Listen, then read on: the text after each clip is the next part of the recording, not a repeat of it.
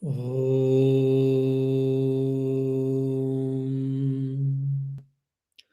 Durjana Sajjano Bhuyat Sajjana Shanti Mapnuyat Shanto Mucceta Bandebhyo Muktaschanyan Vimochayet.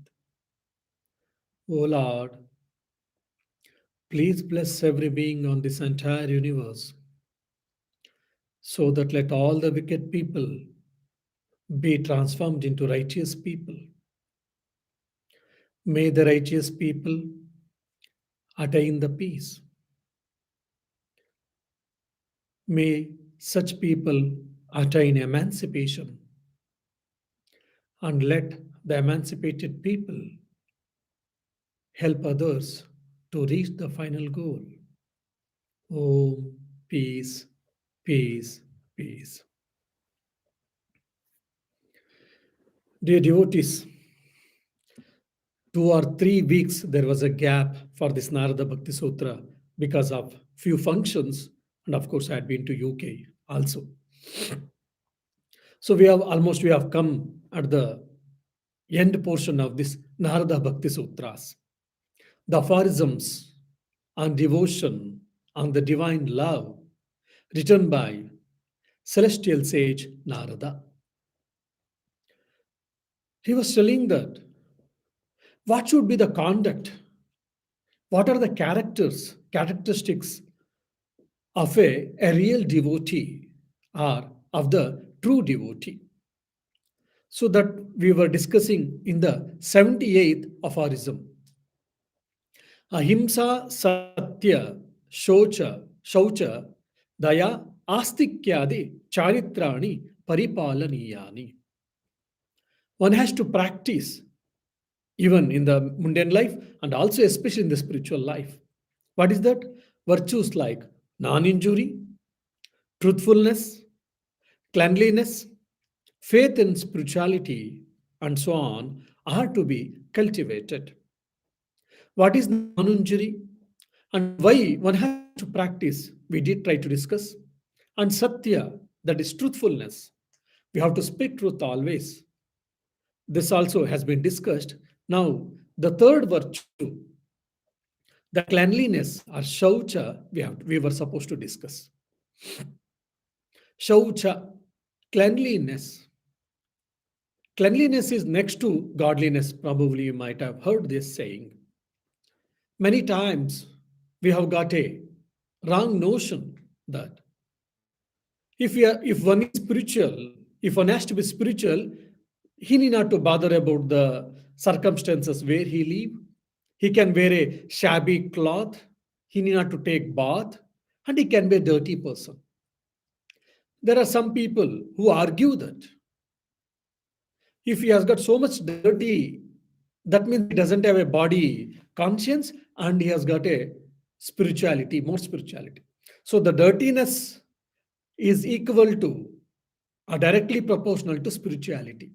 Such type of wrong thinking, some of the people belonging to some culture or few countries, there can be there. In Europe, I don't think we have seen this, but in Asia especially, some people, Africa and Asia, we have got such notions.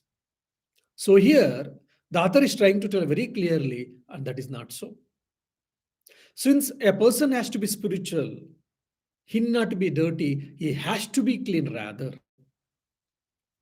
He may wear a torn dress, never mind, because of poverty, but that let it be clean. That's what we see in the life of Holy Mother Sri Sharda Devi. Because of poverty, she had to wear the torn sari. She never had a good saris during her most of the lifetime, but it was clean and it was neat. And she was very spick and span in her work. She used to do things fast, no doubt, but it was never haphazard. It used to be very pleasantful. Her work, her approach, her clothing, everything. So we have to have the external cleanliness, taking regular bath, wearing washed clothes, and keeping the surroundings cleanly. Maybe the room where we live, the house where we live, and in and around circumstances, surroundings, everything has to be kept clean. So, physical cleanliness is very, very important. And of course, hygienic is very important for our health. We all know that. And it also includes mental cleanliness is also very, very important.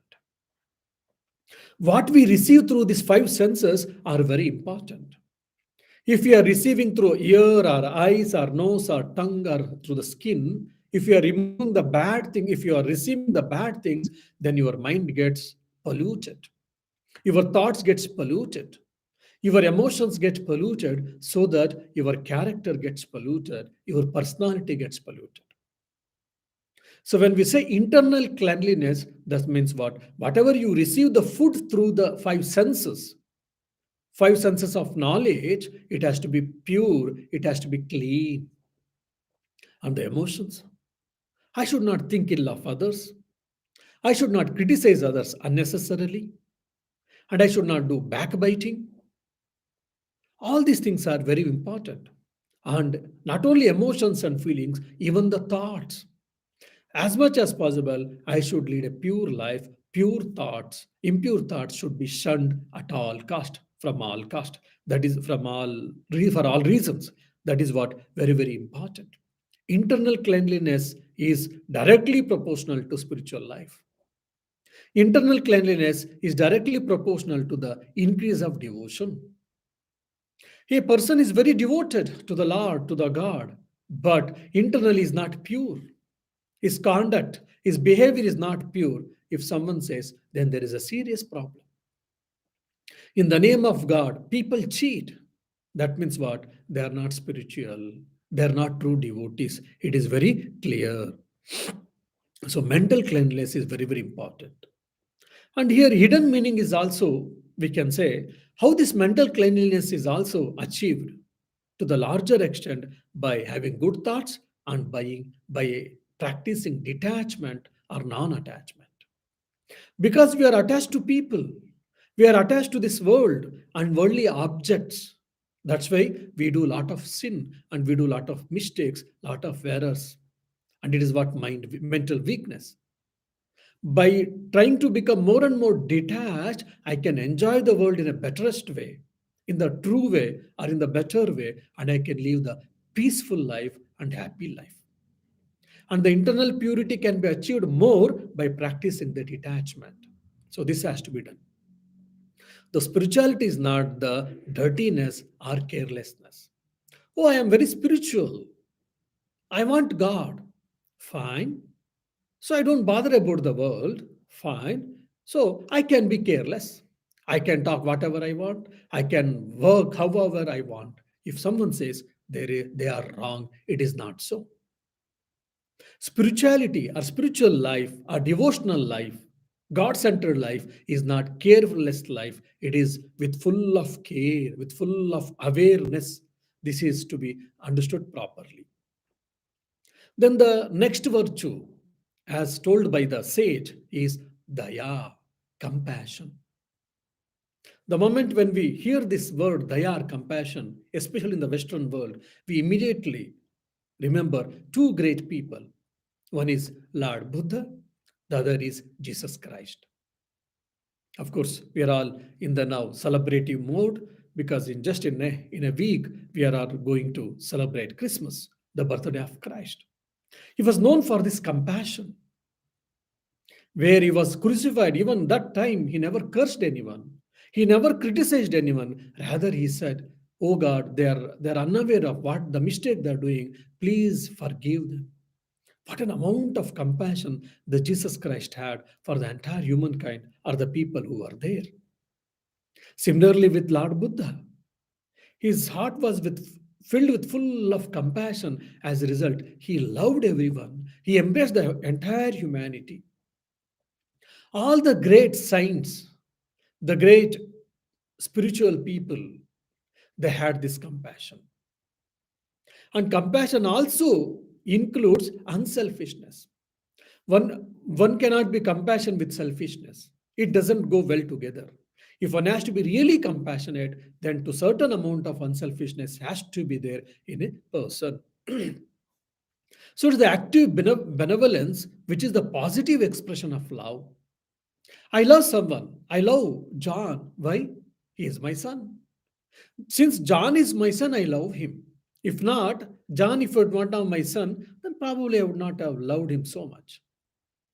So most of the in the world we see our love is depending on so many things because of relation, son, daughter, wife, husband, mother, our relatives, cousins, our friends, our friend because he helped me or whatever. The other is, oh, he's a celebrity, he's a very famous person. That's why I love him. The moment he gets a ill fame and he goes back, then I may not love him. I don't care for him.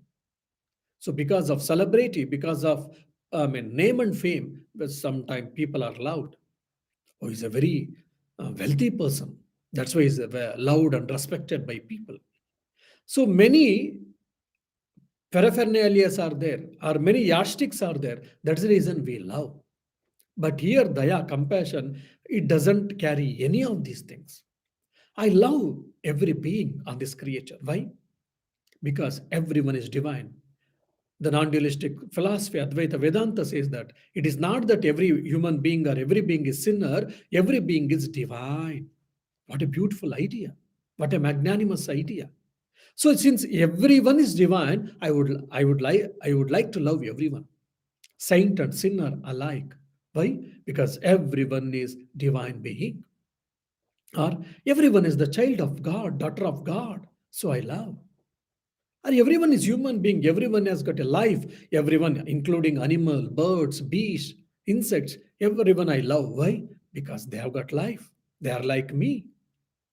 Just like how much I've got freedom to live on this world, even similarly, they also have. So let me love everyone. So with any of these things, we can take it as a base and we can start loving everyone. It's a positive expression of love. Whereas the non-violence is the negative expression of love. I should not injure anyone. Why? Because he is the Son of God, he is the divine being. By creating trouble to him, by injuring him, I'll be injuring the Lord himself. There's a negative way of expressing love. Here, daya is positive way of expressing love. Let me love everyone because everyone is divine or God's son or daughter. So let just feeling is not enough. That feeling has to be translated into action. How? This daya has to be put into practice. The compassion has to be put into practice. How it is possible? By helping others, by serving others, by serving them. Someone is in distress.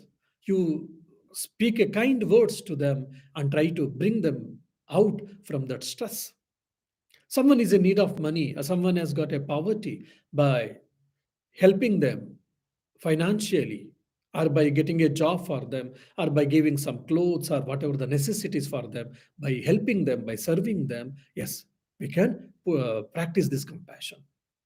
Oh, a man, I have given you 10 euros, you should be grateful to me. Should it be our attitude? Many times we think that. Many people may think that. Swami Vivekananda says no. It is the giver who is blessed, not the receiver. Because a person who he or she gives an opportunity, gave an opportunity for me to serve the Lord, so I should be grateful to them.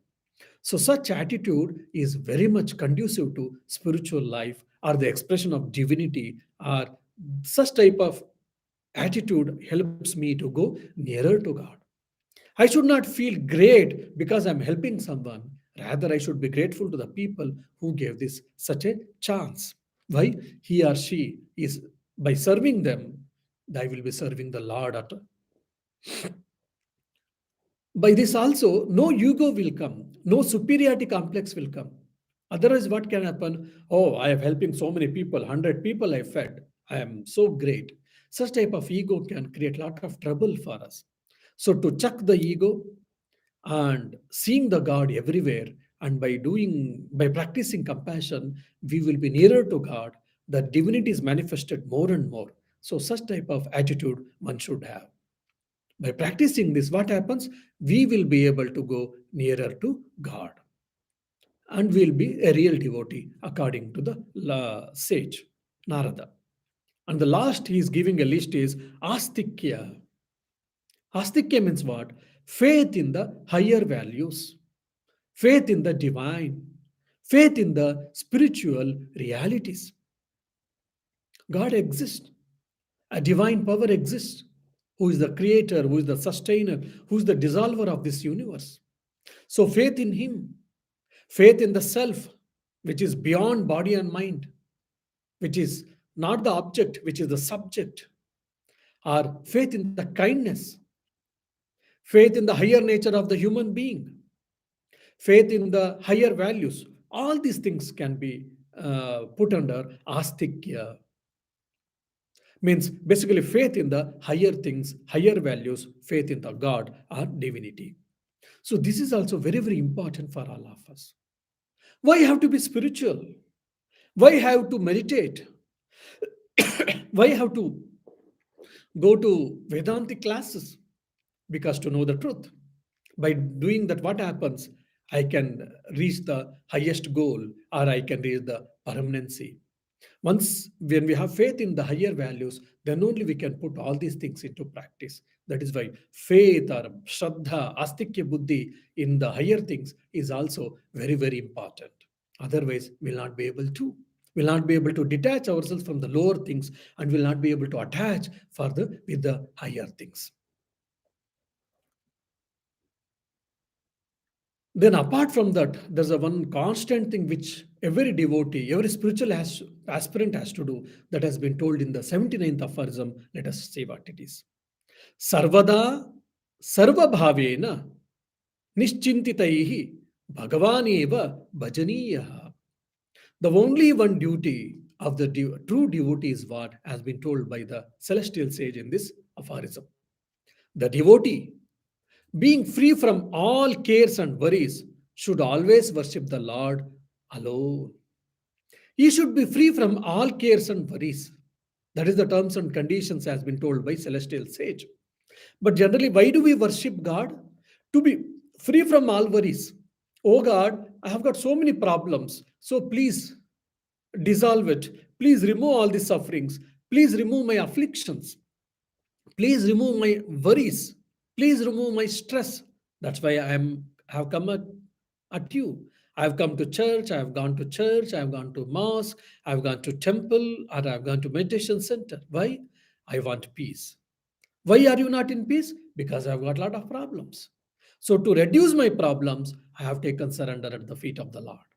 Yes, this is the general nature of many people. At the initial stages, in the initial stages, these things we take surrender at the feet of the Lord to get away from all the difficulties, to get away from all the problems, to reduce our sufferings, worries. But once we progress in our spiritual life, once our astikya buddhi, the faith on the Lord, gets strengthened, then I am not supposed to worry. Why? All loving, all compassion God is there. When He is able to take care of the entire world, He doesn't He take care of me? Definitely He takes care of me also. So since I've got complete faith on the Lord, I don't worry. I don't bother. So then what should I do? I keep on thinking about the Lord. A person whose devotion has matured enough, who's in the path of devotion, who has progressed much, such a person will not have any worries. He doesn't bother anything about anything. Why? He feels that God is there to take care of me. Such a person, what should he do? He should think Lord and Lord alone. He should worship Lord and Lord alone. He should praise the Lord and Lord alone.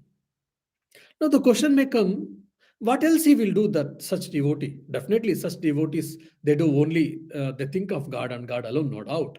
But as a matter of fact, the sage is telling here. And more than that, the mind is like a creeper. Many times they come, oh Swamiji, I don't want to think about particular thing, I particular about a particular person because love failure or whatever. But unfortunately, we are trying to avoid the thinking about him or her. But my mind is thinking, what should I do? I always say, stop thinking that I should not think about him or her. By thinking that we should not think about him or her, we keep on thinking about him or her. We are brooding actually. Why? Because mind is like a creeper. It needs some support for its sustenance. So what the support you give is very important. That's why Sri Ramakrishna tells beautifully. When you go towards east, when you march towards east, west automatically will be left behind. You need not to say, oh west, you go back, you need not to tell. So similarly, if I have to forget something, I need not to meditate, I need not to think on that, or I need not to tell that I should not think. Once you have decided that's enough, but at the same time, you should also start thinking, what should I think? What should I do? What should I not do is also very important. At the similarly same time, what should I do is also equally important. Both of these things should go hand in hand. Many people we don't understand. So here the celestial says, Narada is telling that one is Vairagya, leaving all the worries of the worldly pursuits. It has to be left, no doubt. At the same time, practicing practicing God's existence is also very, very important. Leave like God is there, I'm living in His grace. So thinking about God, practicing the presence of God is also very, very important. Then both, if it goes hand in hand, then the spiritual progress will be quicker and you will be nearer to the God. And the Lord is the repository of all the blessed qualities. So He is to be worshipped by a devotee so that he will be freed from all the problems, no doubt. And the more and more we love towards God, automatically I'll be free from all these things, free from all the unnecessary worries and thinking, and I will be established in God and God alone. So that has to be done. Means from world dependency life, we have to transfer ourselves to God dependence life. I'm depending on the world. I'm depending on the human being. I'm depending on the worldly people and so many things. Of course, we have to depend, no doubt. But externally we may depend, but internally my dependence should be always on God, not on everyone and everyone. Oh, Swamiji, I used to like him so much because he or she was a good friend, but she went away now because for some reason now I'm feeling so bad. See, this is what the worldly dependence means. All our problems, worries is because we have got attached. We are depending on the people externally as well as internally. External dependence is required, no doubt. When I've got some problem in my house, I need an electrician. I have to depend on him, no doubt. But that external dependence is okay. Internal dependency should not be there. It should be completely cut asunder. So from world dependence, we have to shift ourselves to God dependence. That is what spirituality means. How can you understand that? I'm becoming more and more spiritual. Your dependence on the world should reduce and it should increase on God. That is the sign of increase of spirituality. So that's what the sage is telling in this 79th aphorism. You try to depend more and more on God and you keep on thinking about Him. You love Him, you think Him, you praise, and you should meditate or whatever is possible. So these are all different spiritual exercises to develop devotion more and more. Why? Because God's grace, if it is there, everything and everything is taken care. Either about external life or internal life. I need something. Like, for an example, you need a good job. Yes, if you are praying to God, God can give you. God's grace can give you many things. It can create miracles in our lives. So that's why God's grace is so important. It's a paramount in our life. If we have got that faith in that God's grace, then whole our life is taken care.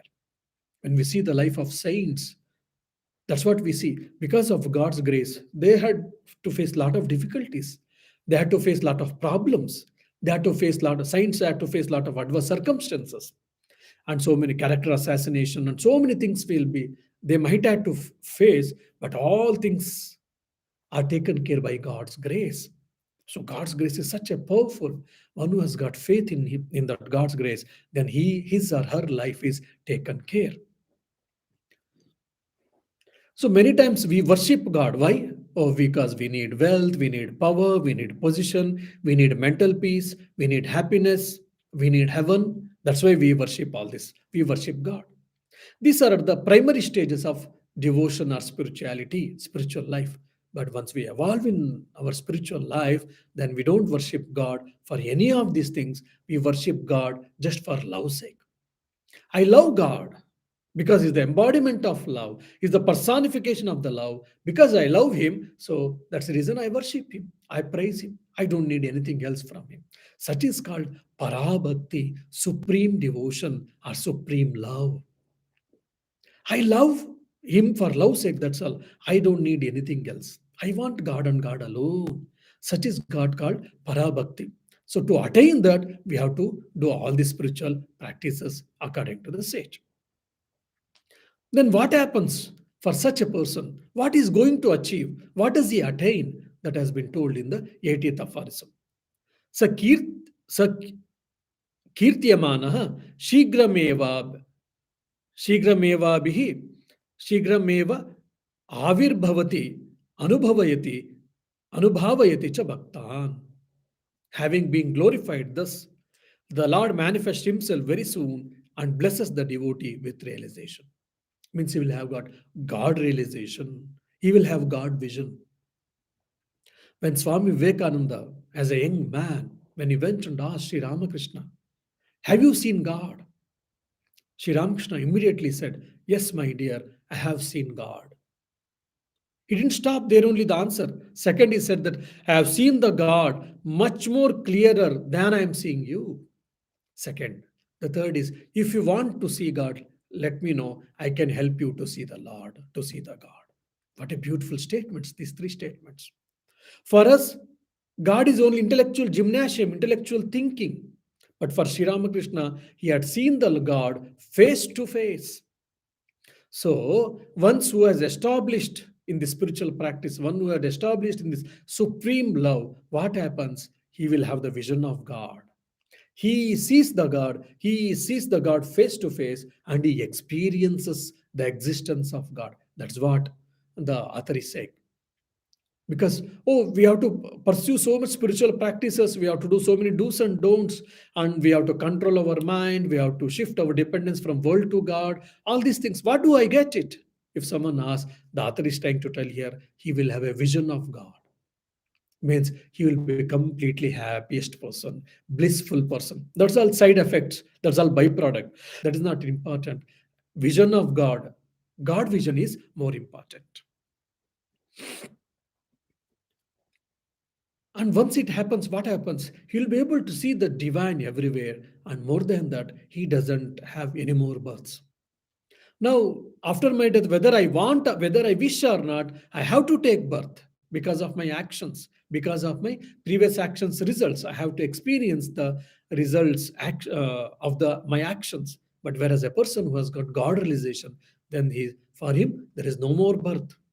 No more going to school, kindergarten, studying and working and facing dualities, good, bad, right, wrong, happiness, unhappiness. Nothing. That is the end. Then it is it a blank state. That means my existence will go away. Then I don't know who am I, where I am, where will I be. Oh my God, is it not a bad condition or a blank condition if you say no? Why? Because that state is with full of happiness. That state is with full of positiveness. That state is with full of peace. And there will be no that I and others will be there. He or she will completely merge in the God. Then he or she will be merged in the God. So there will be no individual consciousness alone, or rather, you will become the consciousness itself. You will become the love itself. You will become the existence itself. Then where is the question of yourself separate from this love, from the peace, from the consciousness? What a beautiful state that is. To attain that state, we have to do all these devotional practices, which was told by celestial sage Narada. And also, he and such a devotee will be able to see the Lord in everywhere, in every being, or in every part of the world. We come to church, we go to church, there we see a Lord's beautiful picture, we bow down and we pray and all fine. But when you come out, we don't see. This is what our position. But whereas a person who has got realized person, he will be able to see the Lord or God in every being, in every animal, in every human being, and in every object. That is what the experience, the final experience, either through Bhakti Yoga or through Gnana Yoga. If you go from the path of knowledge, you'll be able to see that self everywhere. And if you go through the path of bhakti, devotion, or love, you'll be able to see the manifestation of the Lord in every being, in every creature, in every part of this universe. So that means what? He cannot see bad thing anything anywhere. He cannot see sinner anywhere. He see the saint or he see the blessed people. He see the God and divine and love and peace in everywhere, in every being. What a beautiful uh, state of the mind will it not be? So we have to achieve that. For that, we have to practice God's dependence life or God-centered life. God means it is not that only a physical form where God has got either like who has got a crown and four arms, or like a God is a who is in a heaven, who has got a particular form, is in particular place. When I say God, I don't mean any of that. It also includes this, and more than that, God is divine. He is the center of the universe. He is the substratum of the universe. He is the creator, he is the sustainer, and he is the dissolver of the universe. He is a divine, he is a consciousness, he is omnipresent, he is omnipotent, he is omniscient. So, such are the uh, ideas or views about God according to us. So, God means it is not the person who is in the heaven above the world. He is waiting with having a whip, and only on Judgment Day we can see him. No, we don't mean that. God is all powerful, all merciful, is there everywhere. Only we should be able to see that. For that, we have to practice spirituality. So, such God we are speaking, so that we have to understand. In the 81st, the excellency of the devotion, the greatness of devotion has been told. Trisatyasya bhaktireva gariyasi, bhaktireva gariyasi. To give importance, they repeat the same word, bhaktireva gariyasi. Devotion to the eternal truth alone is the greatest. Means devotion is the greatest path. Because this is the scripture of devotion. Among the four paths, which are very important, are all paths can be classified into four paths. One is path of knowledge, Gnana Yoga, path of action, that is Karma Yoga, path of psychic control or prana, control of prana, that is Raja Yoga, and the path of devotion, love, that is Bhakti Yoga. Among all these four paths, the path of devotion is the supreme, or it is the best, it is the greatest according to the sage. Why? Probably in my first class, few months before, when we have discussed, I had told us this. Why? Because we are all emotional beings. We have got natural emotions. That emotions, if it is turned towards God, then it becomes bhakti. So that, and it is also one of the easiest path. Among the four paths, it is one of the easiest path. So from this point also, the path of devotion is the greatest, and it is also the supreme. God is actually eternally true. Like for example, Swami Shantivratananda, 50 years before was he there? No. After 50 years? No. So only in between such and such a time, he was there for 50, 60 or 80 years of span, he was there. He's there. He was not there and he will be not be there. But if in the case of God, God is he, now God is there? Yes. 50 years before? Yes. 100 years before? Yes. Thousands of years before? Yes. Millions of years before? Yes. After 10 years, will he be there? Yes. After 100 years? Yes. After thousands of years? Yes. After millions of years? Yes. Means past, present, and future. At all these three times, given time, God exists. Means God is eternal. So, our devotion, our steadfastness to such God is what love, divine love, bhakti, we are saying that. Means he is ever existent and is never non existent. So, if you have to love, let me love him because he is ever existent and is never non existent. Such a great person, such is the glory of the Lord, and loving such a great Lord is what bhakti or devotion. So, love towards beings, love towards our family people, they are all good, no doubt. But love towards the God, such a glorious God, it is the superior. By that, all my desires are fulfilled, and more than that, I will be emancipated. I will be liberated. So, the love, supreme love towards the supreme God is the supreme according to the author. In the Advaita, when once you get the self-realization, you'll be able to see that divine divinity consciousness everywhere. And in the path of devotion, he or she will be able to see the existence of God everywhere. So either the path of gnana knowledge you go, or the path of devotion you go, both will reach at the same point. That is also very, very important philosophical understand. So the bhakta will be able to see the Lord or God everywhere, and you will be with full of happiness, with full of compassion, with full of mercy, and he doesn't need anything. He will be fully contented. He will be not having any more birth and death, no doubt. But even living in this life, at this life, he will be having eternal peace. It is not that I go to heaven or I go to some worlds after my death, I will have the peace. No. Living in this mundane world, living in this empirical world, such a devotee will have the peaceful life with complete peace, complete love, compassion, all the good values, good virtues can be seen, and he will have a contented life. So far, that is the efficacy or the greatness of the supreme love towards the God. And basically, the devotee goes beyond this time and space causation. Why? Because he has attained the Lord. The Lord is also beyond the time and space causation. And he is beyond three gunas: Sattva guna, which is pure; Rajoguna, which is restlessness or action; Tamoguna, which is like sleepiness, laziness. All these three gunas is there in everyone's personality. And the devotee goes beyond these three gunas. He transcends all these three gunas.